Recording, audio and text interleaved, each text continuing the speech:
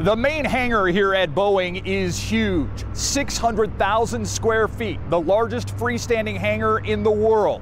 And since they moved this site in 1998, Boeing has spent $200 million on its facilities. In this year, in this hangar alone, they'll spend another $40 million. We are literally right in the middle of all this, right? Yeah, that's right where we're at. All the infrastructure that's required to support these programs is also going in. We're coming up on the 20th anniversary of Boeing in San Antonio, here at Port San Antonio.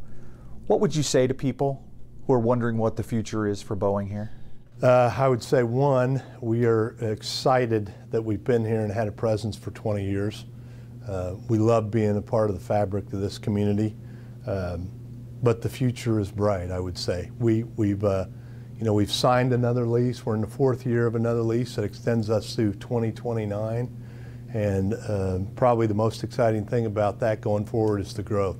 So we'll be doing a lot of new MRO programs that we've never done before, bringing in a lot of new platforms to work on, and and bringing our workforce up and creating opportunities for people. That's what's most exciting about the future. What makes San Antonio attractive for Boeing, for people that want to do their business? Yeah, for Boeing is, the community, our relationship with Port San Antonio makes us, and our partnerships with them makes us highly competitive. The other thing that, this is Military City. So, Boeing has 20,000 veterans in its workforce. We're proud to say in San Antonio that 40% of our workforce are U.S. veterans.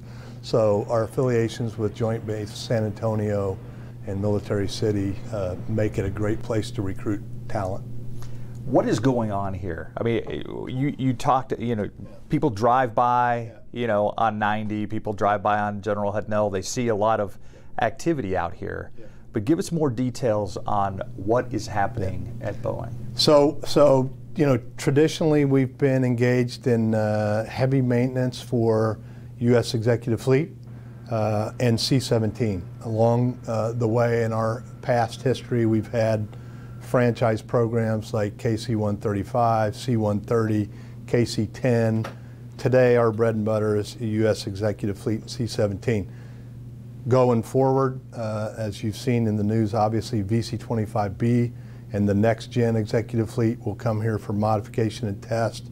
We'll continue to maintain the rest of the executive fleet, and we're bringing in great new programs like FA-18 Super Hornet, doing service life modification on those. So those airplanes, are at their limit for performance, and we're going to take that limit and increase it for a second life cycle, if you will, or a second wave of those airplanes performing in the field as great, as eloquently as they do today.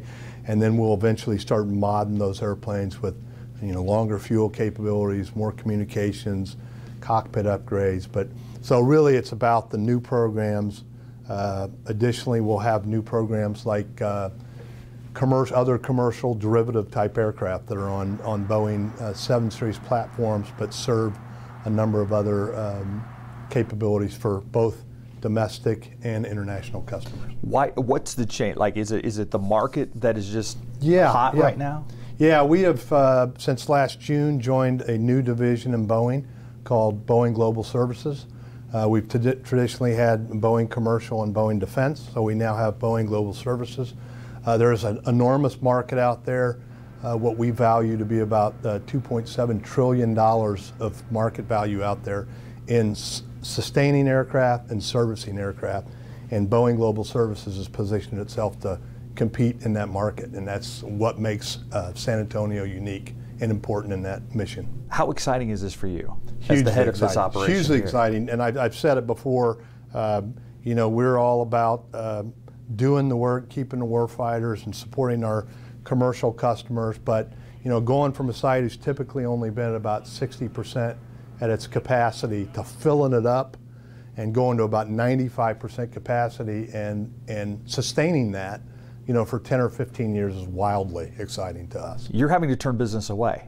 Absolutely. We're at a point now where, down the road, we're going to have to start turning business away because we're filling the site up and growing so much in the last few years. Do you see a point where you try and partner with Port San Antonio or the city or the county and try and build more facilities out here? Absolutely. We look at that all the time, and we are already talking about if there's an opportunity, which we think there is, obviously, to expand right here on the Boeing Port San Antonio footprint and to enable us to do even more that we're doing in the near future. So really a big deal for us. When you're filling up your hangars, does that mean more jobs?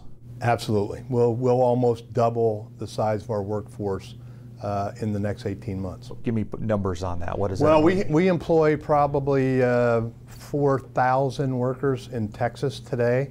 I'm about a quarter of that, so you can do the math, but you can see approximately what we're going to be doing in the next 18 months. And you'll double that. Today. And we'll double that. Wow, just here in San Antonio. Just here in San Antonio. That's amazing. Yeah, it's amazing and exciting at the same time. Yeah. We're looking forward to providing those kind of opportunities for folks. When you talk about the fighter jets that are coming in here, the Hornets, that's something that really hasn't been done at this facility. No, it's never been done at this facility. Those type of programs have typically been reserved for St. Louis, Missouri, Cecil Field in Jacksonville, Florida. So this program will actually be a split with St. Louis. They'll do part of what we call the Service Life Modification Program. They'll always do part of that, at least for the near future. We'll take the greater share of that. There are about 600 Super Hornets in use today, and we're going to modify around 400 of them. So they'll do a small amount, probably 6 to 8 jets a year, and then we'll take the lion's share. So we'll start slow, 4 or 5 aircraft next year. We'll induct, we'll build to 16, all the way up to approximately 40 a year at any given time on the site. So, yeah, and that's a 10-year deal. And that's a 10 years contract. So at least. We'll be doing that a lot. Yeah. And then other fighter contracts will need the same kind of, whether it's F-15 or others, and so we hope to be part of that discussion sometime down in the future as well. Yeah, so a lot of, I know there was a time where Boeing did some commercial aircraft here as well. Yeah.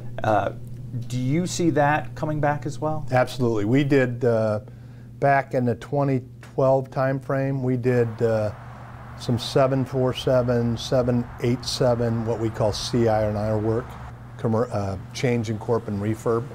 We did quite a bit of that back in 2012. Recently, we've done some 737-9 MAX that came off the line and didn't get the Wi-Fi quick enough to roll out. Those airplanes had revenue flights already scheduled on them, and so we had to do quick turn mods and converted those and put the Wi-Fi mods in. So we look forward to doing a lot of commercial work in the future as well. Yeah, so it's more than just government work. Much more than government work. Is there a concern in this for you? What's the biggest concern for you? Talent. We're always working on building the talent pipeline, and so when you're talking about hiring that many and creating that many opportunities for people, you naturally worry, is there the right folks available? So that's why we in South Texas and all through Boeing spends a lot of time, resources, money on a couple of things. STEM, creating science, technology, engineering, math through our school systems.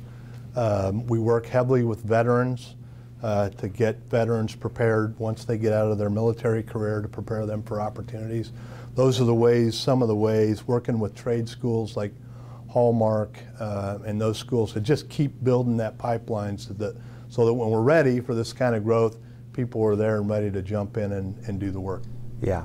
I'm excited about this big board you're going to show me. Yeah. Tell me exactly what that is. So we created a wall because we've become so popular as a MRO site, maintenance, refurb, and overhaul, by the way, that we needed a place to actually just simulate the ins and outs and what's going on and where we're going to put it and how we're going to work it.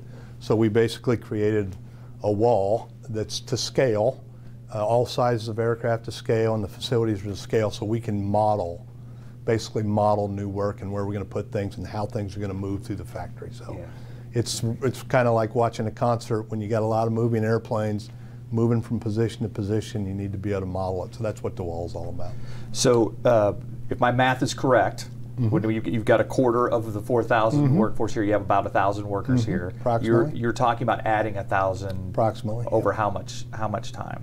It'll get heavy in about 18 months, over the next couple of years. Okay. Yep. That's a huge number of it's people. a big number. Yeah. Yep.